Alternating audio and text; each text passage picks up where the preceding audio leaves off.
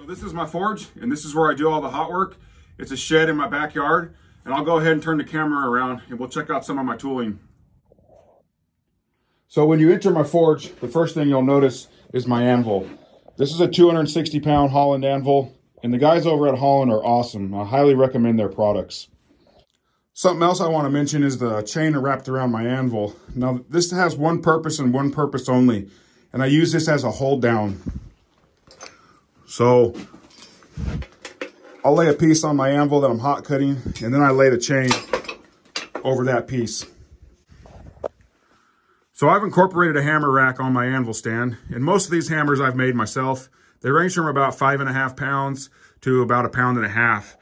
And there's some pretty cool hammers in here. One of them's from John Norwood, who's an excellent hammer maker. This is number 35, 2.5 pound rounding hammer. I got a cable Damascus hammer here I've made. That's a pretty cool hammer.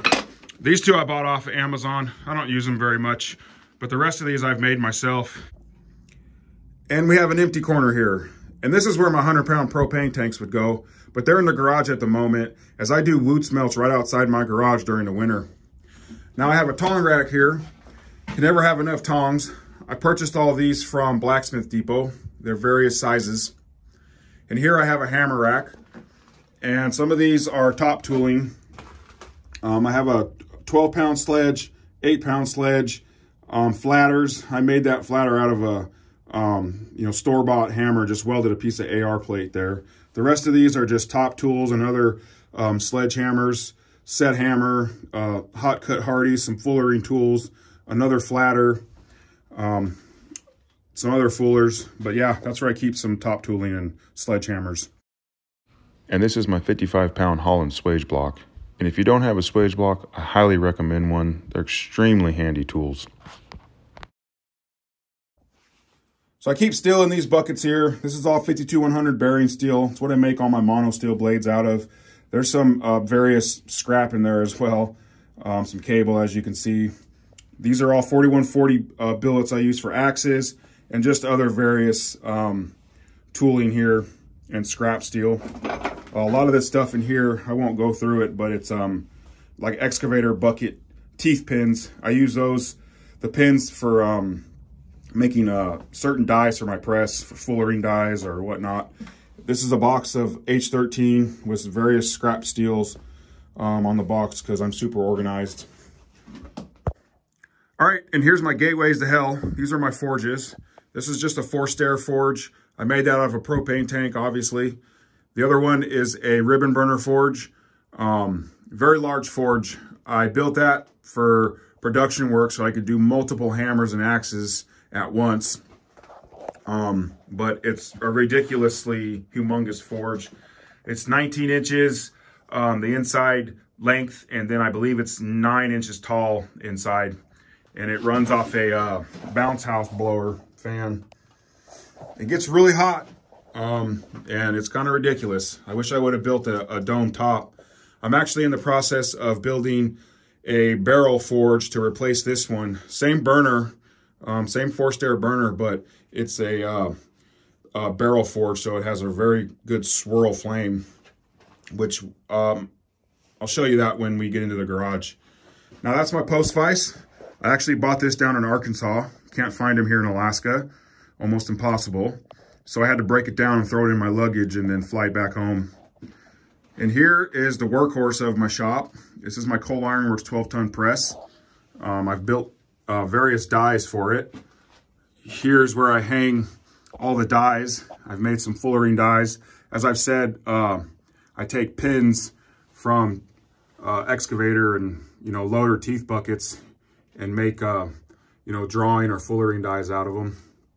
But anyways, I've got various punches and various dies here. And I keep a lot of, keep my grinders here. I have, grinding discs and, ceramic, like flat discs, wire wheels in that bucket.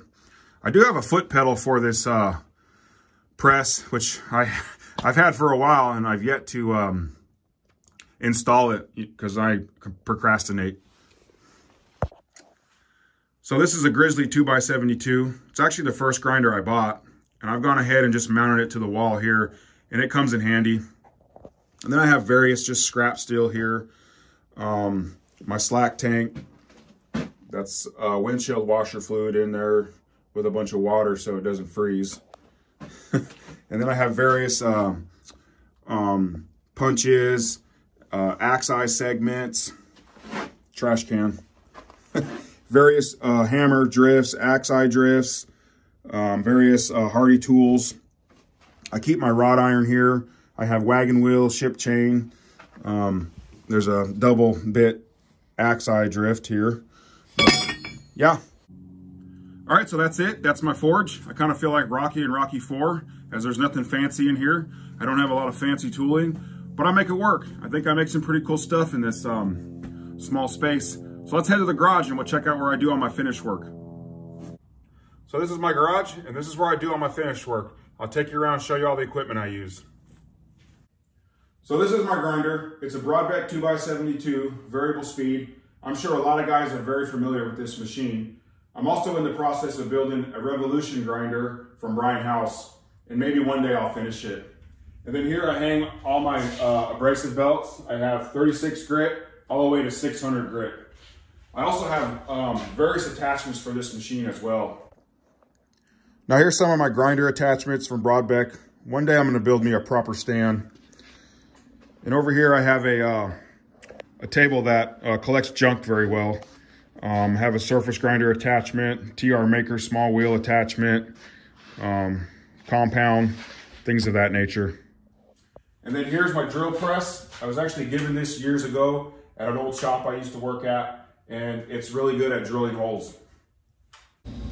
All right, so this area next to my grinder and drill press is what I consider my welding station. It's where I weld up billets or do small fab projects like building forges. This is that barrel forge I was talking about earlier. And I have a Yes welder here, which is a TIG stick welder, and the TIG torch is here. And then I have a MIG welder. There's the MIG gun there, just a Hobart 140, which is great for doing what I'm doing. And then over here is my Genkin vertical air bath kiln. This is what I use to heat treat.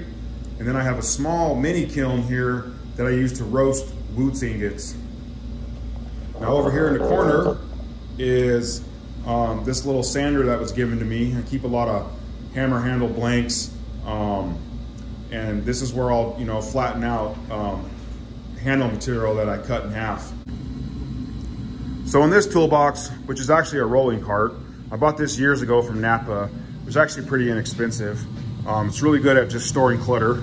And I keep my thermocouples and meters in here. And then I keep all my drill bits in this box, which they're really organized really well. Makes it really easy to pick out what size drill bit you need. Then I just keep various items in here. My sandpaper, finished blades that are waiting for customers to pick up.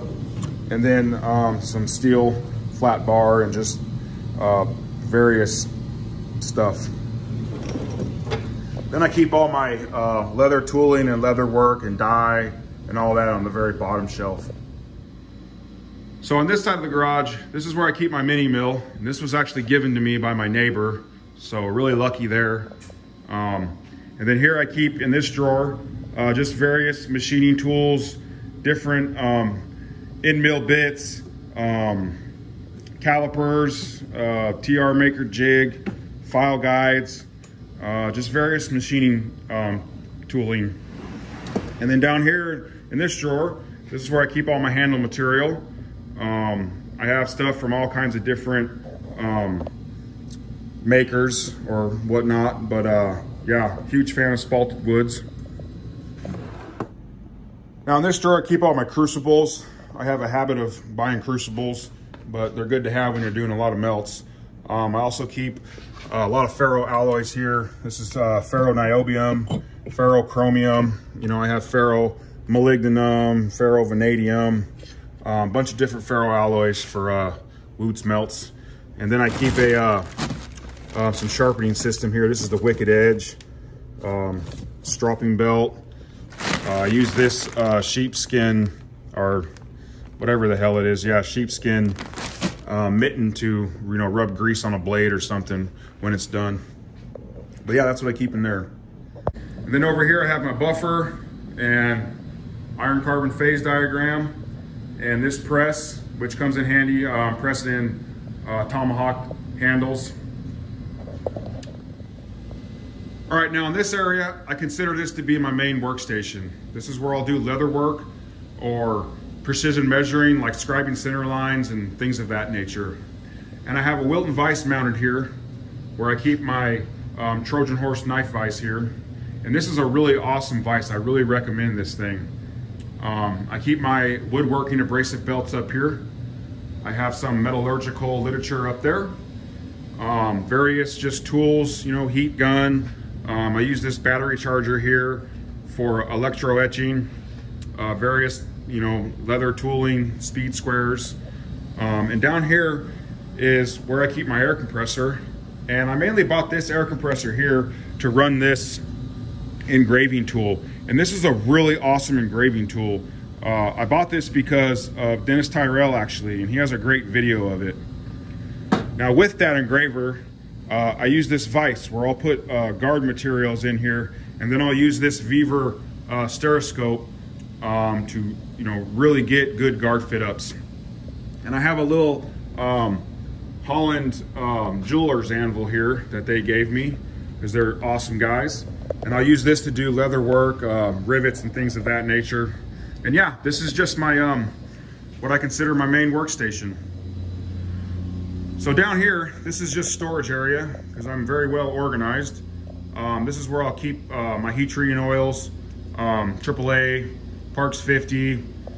This is a bucket of AAA, and I have a 5-gallon pail back here of Parks 50. I keep my refractory in here. This is actually Castlite 30, not Mizu. Not that it matters, but a little portable forge I built out of an air tank, the Venturi burner, and then my Woots furnace I store here. The fan. I use these cut-off countertops for a flat surface. Got some Satinite refractory over here. Then over here in this corner, this little cabinet, I just keep my epoxy, all my G-Flex epoxy. I keep some etching solution in there, some nitric acid, my solution for electro etching, and there's some cotton balls and some scales for weighing out Woots charges. Nothing special. So that's the end of the tour. I hope you guys enjoyed the video, and thanks for watching.